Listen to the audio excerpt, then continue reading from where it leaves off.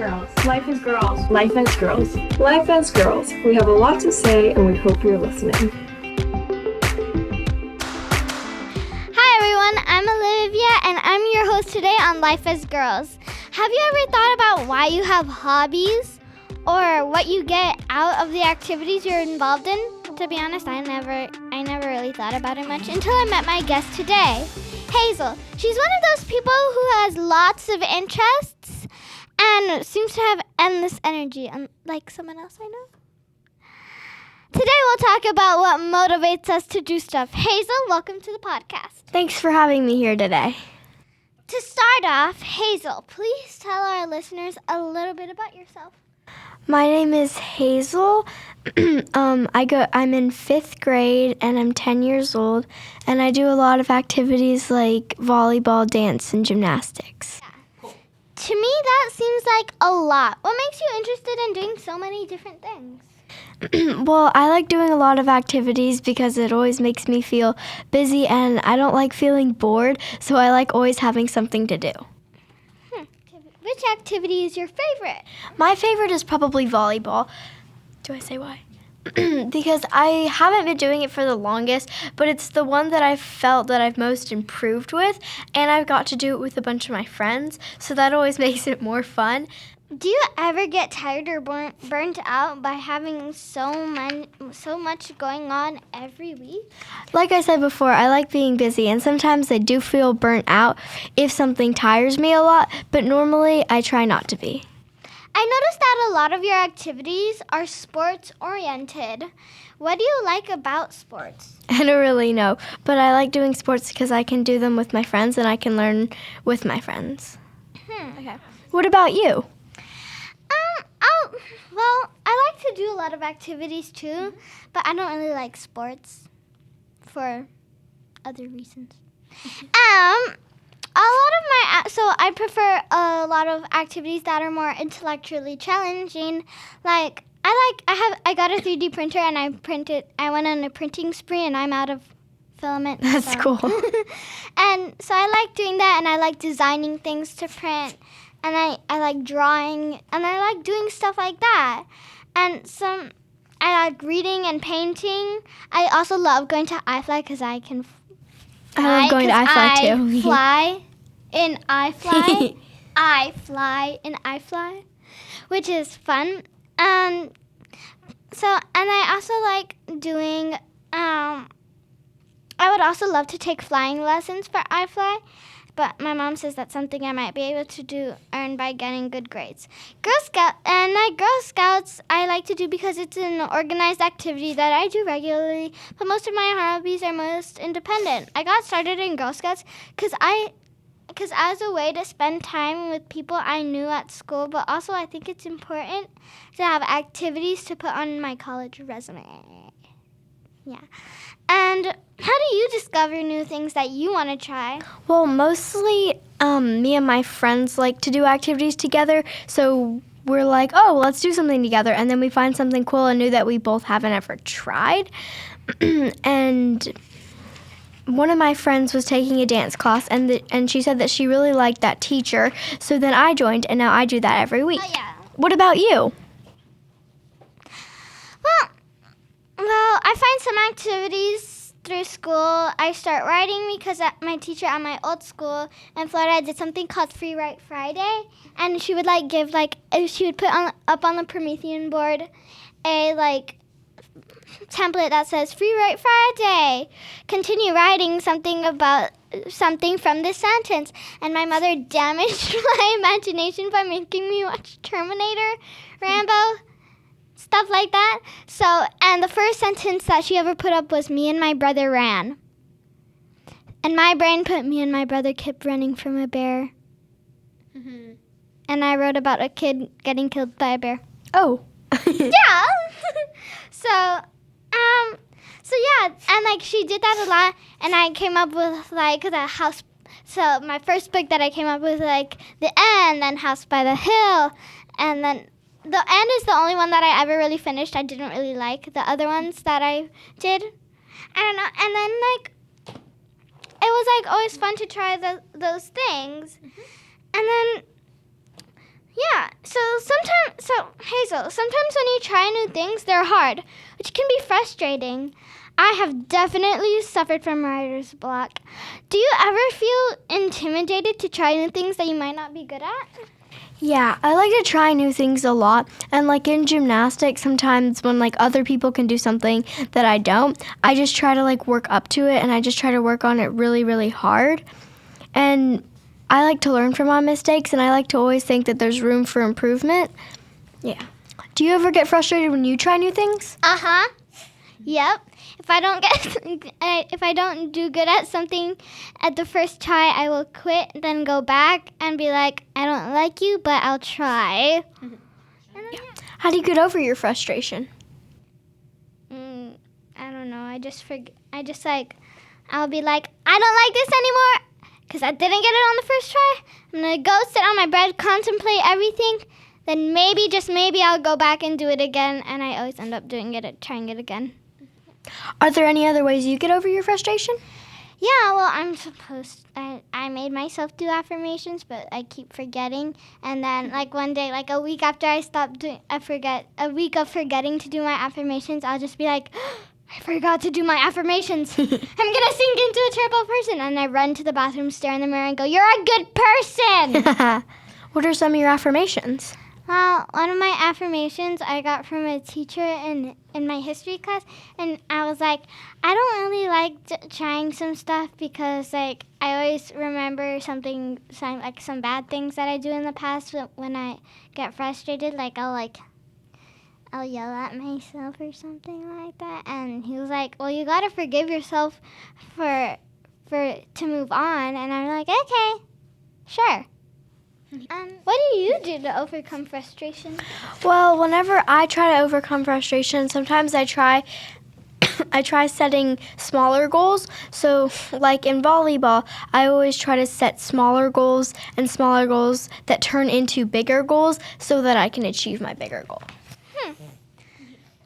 Can you give me an example of how you broke down a big goal into some littler goals? Well, so here's my example. So in cookie season on my first year, I was like, oh, okay, so we hadn't done it before, so I didn't know how much cookies I was going to sell. So we were like, okay, well, let's set our goal to 250. We set our goal to 250, and immediately on the first day, we already sold 250. So on and on, we just kept adding our goals and seeing if we would get it. So we kept adding 100 or so to our already existing amount of cookies that we sold, and we just kept going on and on and on. And at the end, we sold about 1,800 boxes. And then on my second year, since I knew that I could get to 1,800, we were like, okay, let's go for 2,000.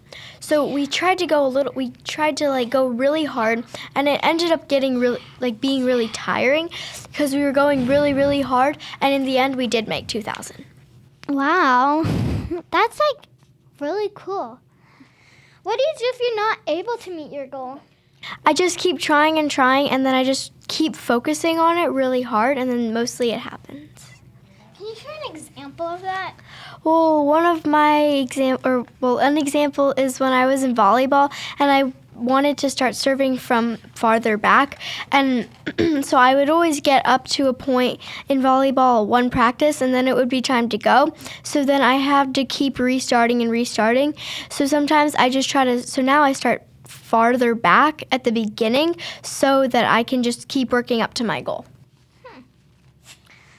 You have a very positive attitude about facing challenges.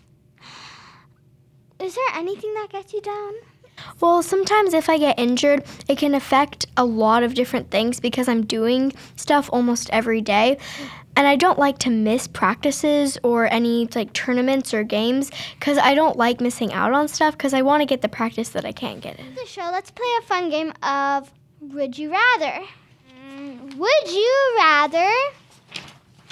Would you rather have to write all of your assignments in a crayon for a week or have to hop on 1 foot between all of your classes? Hop on 1 foot between all my classes because I only have 2 classes, so. Would you rather only be able to type using your nose or only be able to take selfies while doing jumping jacks? Imagine that, just like Selfies doing jumping jacks because I don't do jumping jacks a lot. if you do it, you're gonna be like And I'm just like, hey. just like like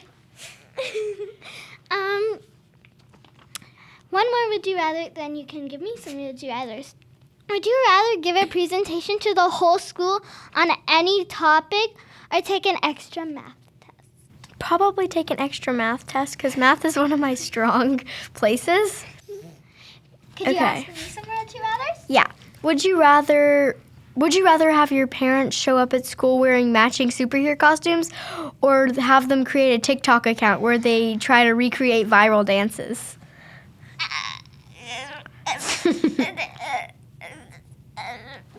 This is the first one? Having your parents show up at school wearing matching superhero costumes? Well, I mean, I could always be like, I don't know who you are. Get out of the school. Fair.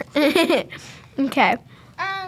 Would you rather have to train in slow motion for a whole practice or have to narrate everything you're doing in a sports announcer voice? The first one, because I don't train for stuff. Yeah. Okay. Would you rather call your teacher mom or dad in front of the whole class or have your stomach make really loud growling noises during a quiet reading period?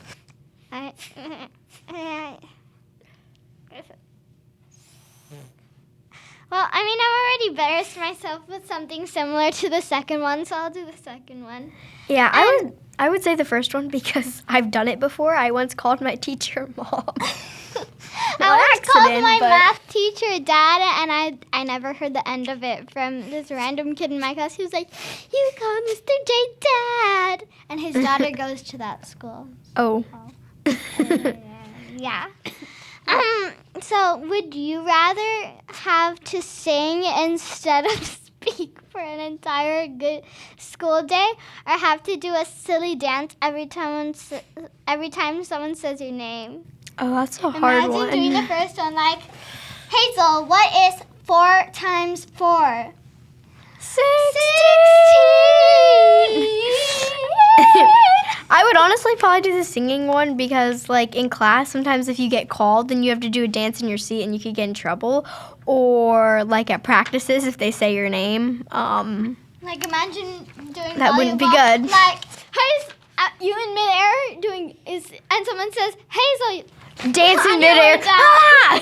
like, She's like, oof, and then you land. Ow, that really hurt. yeah. Would you rather have to practice volleyball while wearing a tutu over your uniform?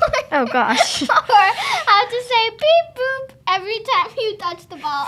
Probably say beep boop because it doesn't say how loud you have to say it. I could go beep boop, and it would still count. I Or just say go it in your head. beep boop, and then I would be fine. Or you could just like say it in your head. Loophole. Just pretend that something's broken. Yeah. Beep boop, beep boop. I would probably, if I did volleyball, I would probably do like the tutu one, because I could be just like spiking, doing like in like a In a ballerina position. like a.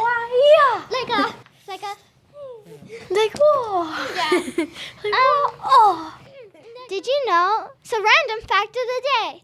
Did you know that ants can survive 24 hours underwater? They go into a state of suspended animation. That's so Research cool. that. That's like actually true. Suspended. If you don't know what suspended animation is, to be a basic, explanation, search it up. And thanks to you for listening. Have a great day, and we'll see you next time on Life as Girls. Bye. Bye. If you enjoyed this episode of Life as Girls, be sure to write a review and subscribe wherever you get your podcasts. And a big thank you to our sponsor, the Girl Scouts of Central Texas. You can learn more about them at www.gsctx.org. If you are interested in sponsoring this podcast, or if you have a topic you'd like for us to talk about, email us at communications@gsctx.org. See you next time.